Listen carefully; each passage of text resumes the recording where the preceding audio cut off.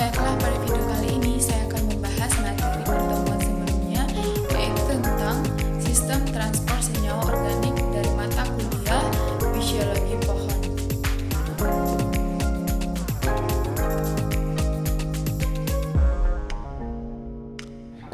Baiklah, materi dimulai dengan pengangkutan tanaman. Bisa dilihat pada gambar yang sudah tertera, ada gambar yang udah menunjukkan di bagian xilem, phloem, pits, cortex, dan lain sebagainya. Bisa diperhatikan gambarnya. Di mana disini dikatakan bahwa xilem dan phloem secara bersamaan dengan sel-sel parenkim membentuk jaringan vaskular. Begitu juga dengan gambar yang di bawahnya lagi, yaitu di situ dijelaskan bahwa tanaman itu membutuhkan gula, yaitu CO2, cahaya, HO2, dan O2. Di mana tumbuhan juga membutuhkan mineral-mineral lainnya seperti makronutrisi yaitu B, C, D, dan mikronutrisi B, Cl, dan lain sebagainya. Lanjut lagi yaitu pengertian transportasi xilem, di mana terdiri atas tabung berlignin yang mentranslokasikan air dan mineral nutrisi yang terlarut dari akar melalui aliran transpirasi ke daun. Dan transportasi phloem yaitu ekspor fotoasimilat dari daun ke bagian lain dari tanaman atau dari tempat dibentuk sort dan sel-sel mesofil daun ke tempat konsumsi atau cadangan, di mana xilem dan phloem secara bersamaan dengan sel-sel parenkim membentuk jaringan vaskular atau berkas pembuluh. Dan di sini kita juga membahas tentang perbedaan transport via phloem dengan transport via xilem. Nah, yang pertama itu adalah kita akan bahas tentang phloem. Nah, di mana phloem itu yang pertama berlangsung melalui sel-sel hidup, yang kedua untuk transportnya senyawa organik, dan yang ketiga pergerakan dua arah, yang keempat lambat atau laju aliran maksimum 1 meter per jam.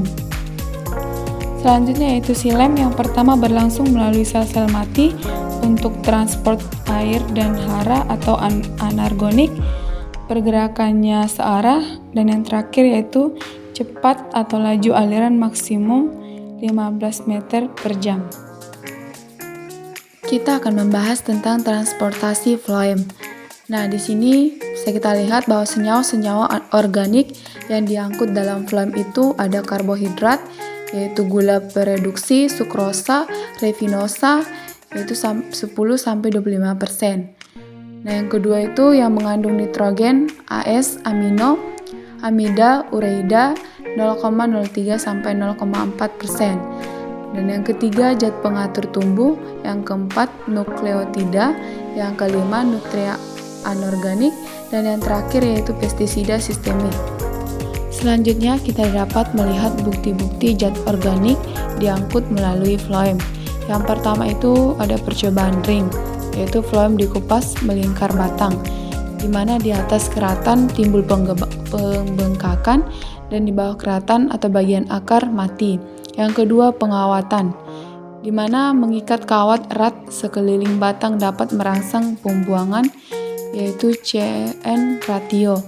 Yang ketiga, analisa exudate atau isi phloem dengan mikroskop yang mengakibatkan gula tinggi. Dan yang keempat yaitu percobaan dengan C dan radioaktif, yaitu menjadi CO2 yang diserap melalui daun keluar dari daun sebagai karbohidrat mengalir saringan dari phloem ke berbagai bagian tanaman. Dan yang terakhir yaitu pohon yang terbakar, yang bisa mengakibatkannya yaitu sering dapat bertunas kembali karena hanya sebagian kulit yang terbakar. Anatomi phloem. Nah, di sini ada beberapa yang meliputi tentang anatomi phloem. Yang pertama itu yaitu unsur tapis atau cis elemen pembuluh tapis, di mana sel-sel hidup yang kehilangan nukleus, ribosom, aparatus atau badan Golgi dan vakuola serta hanya mengandung sedikit mitokondria, plastid, dan beberapa retikulum endoplasmik. Yang kedua, sel pelengkap atau companion cell. Banyak lubang-lubang di dinding yang berhubungan dengan sel-sel sheath elements oleh plasmadesmata. Yang ketiga yaitu sel-sel serat, di mana sel-sel serat berfungsi untuk penguat jaringan, terdiri dari sel-sel tebal, panjang, kuat dan tidak dapat dilalui oleh zat organik. Dan yang keempat yaitu sel parenchima, di mana sel parenchima ini yaitu sel lunak terdapat di korteks, bentuk panjang sejajar sumbu tanaman dan sebagai tempat cadangan makanan. Dan yang terakhir yaitu jari-jari floem, di mana jari-jari floem ini ya walaupun tidak terlalu penting, sel-sel ini turut melakukan pengangkutan melalui jari-jari floem. Di sini kita dapat melihat ada dua gambar anatomi floem. Gambar yang di atas yaitu penampang memanjang dan melintang dari pembuluh saringan dan sel pelengkap. Dan gambar yang di bawah yaitu penampang melintang dari bahan dikotil. Nah, di situ juga sudah ditunjukkan bagian ini dan namanya apa, bisa dilihat gambar yang sudah tertera pada video. Lanjut lagi ke mekanisme pengangkutan. Nah, di sini ada beberapa hal yang perlu dipertimbangkan dalam mekanisme pengangkutan. Nah, yang pertama yaitu gerakan terjadi dalam sel hidup, atau tidak demikian halnya dengan gerakan air. Yang kedua, gerakan dapat terjadi ke atas dan ke bawah, yaitu akropetal dan basepetal. Yang ketiga, bahan yang diangkut relatif besar. Dan yang keempat, pengangkutan terjadi dalam waktu yang singkat. Dan yang terakhir yaitu pengangkutan lebih cepat pada siang hari dan lambat pada malam hari. Nah, yang kelima ini, pengangkutan itu dia lebih cepat pada siang hari dan pada malam hari pengangkutannya akan lebih lama atau lebih lambat. Dalam materi sistem transport senyawa organik ada yang dinamakan teori Mann. Nah, yaitu hasil fotosintesis dipindahkan dari sel mesofil atau seludang berkas pengangkutan sebagai sumber fotosintat ke dalam floem. Akumulasi fotosintat di floem menurunkan potensial solut dan potensial air floem. Terjadi osmosis dari xilem ke floem yang mengakibatkan peningkatan potensial tekanan. Dan tekanan di dalam floem ini dapat mengakibatkan aliran air dan fotosintat ke dalam floem lubuk yang mempunyai potensial tekanan lebih rendah. Nah, yang terakhir yaitu dari floem, lubuk fotosintat diangkut dan disimpan di dalam lubuk. Pemuatan dan pembongkaran muatan floem. Kita bahas pertama itu adalah pemuatan floem, di mana transfer dari sel mesofil daun ke unsur pembuluh tapis floem. Dan selama pemuatan floem, sel mesofil berada pada potensial osmosis yang lebih rendah atau air yang lebih tinggi daripada unsur pembuluh tapis. Jadi pemuatan floem ini membutuhkan energi untuk menghantarkan gula ke daerah konsentrasinya yang lebih tinggi. Lanjut lagi ke pembongkaran, di mana dalam pembongkaran ini transfer hasil fotosintesis dari unsur-unsur pembuluh tapis floem ke sel-sel tempat penerima atau pemanfaatan dapat membatasi laju dan mempengaruhi translokasi. Nah, di sini juga dikatakan bahwa jaringan zinc disuplai oleh floem unload. Nah, ada dua kemungkinan untuk floem unload. Nah, yang pertama itu yaitu simplastic unloading, di mana sukrosa dan asam-asam amino mencapai sel organ zinc langsung dari sieve elements melalui plasmadesmata. Dan kemungkinan yang kedua yaitu apoplastic unloading. Pada awalnya, senyawa ditransportasikan dari sieve tube ke kompartemen ekstraseluler dan kemudian diambil oleh sel-sel organ zinc. Hubungan sumber daerah pemanfaatan dan pembagian, di mana hantaran hasil asimilasi dari sumber ke daerah pemanfaatan terjadi karena sel-sel sumber yang berfotosintesis menghasilkan gula yang dapat bergerak secara simplastik ke pembuluh tapis.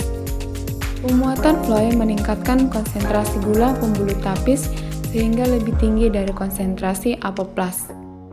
Nah, pada daerah pemanfaatan, karbohidrat diabsorpsi dan dibagikan secara aktif menjadi bagian penyusun sel atau diubah menjadi karbohidrat lain yang memiliki pengaruh terhadap tekanan hidrostatis floem. Nah, yang selanjutnya yaitu pembongkaran muatan floem, menurunkan konsentrasi gula dalam pembuluh tapis. Dan yang terakhir yaitu penumbukan gula pada daerah sumber dan pengambilan gula di daerah pemanfaatan menimbulkan landaian tekanan hidrostatis yang menghantar air dan gula dari sumber daerah pemanfaatan. Di mana dalam pembagian hasil asimilasi ada dua fase, yaitu sepanjang fase generatif dan sepanjang fase generatif. Nah, yang pertama itu adalah sepanjang fase vegetatif, di mana pada jaringan sumber, sebagian hasil asimilasi tetap digunakan untuk pemeliharaan sel. Lalu sisanya diekspor dan ditranslasikan ke daerah pemanfaatan vegetatif atau fungsi pertumbuhan, pemeliharaan, dan cadangan makanan. Dan daerah pemanfaatan vegetatif yaitu di akar, daun, dan batang.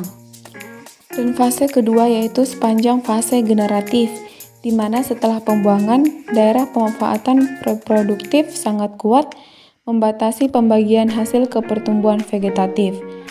Pada tumbuhan tertentu pertumbuhan vegetatif terhenti jika pertumbuhan generatif dimulai atau pembungaan. Tumbuhan yang lain pertumbuhan vegetatif seimbang dengan pertumbuhan generatif.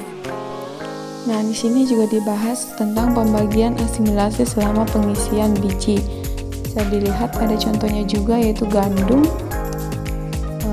di mana komposisi mana yang dominan dipengaruhi oleh spesies dan lingkungan. Nah, ada lagi yaitu hubungan sumber dan lubuk, di mana sumber dan lubuk ini memiliki hubungan erat.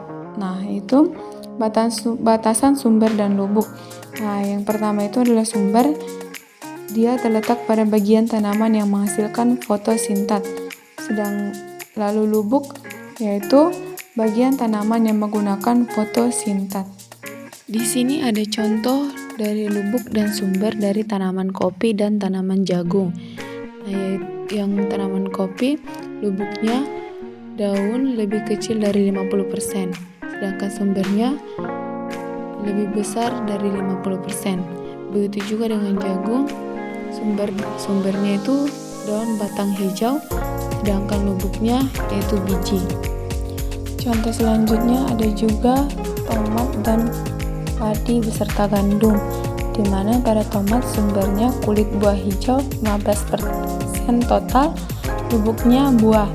Sedangkan kemampuan fotosintesis kulit biji pada padi yaitu 8-23% dan gandum yaitu 10-49%.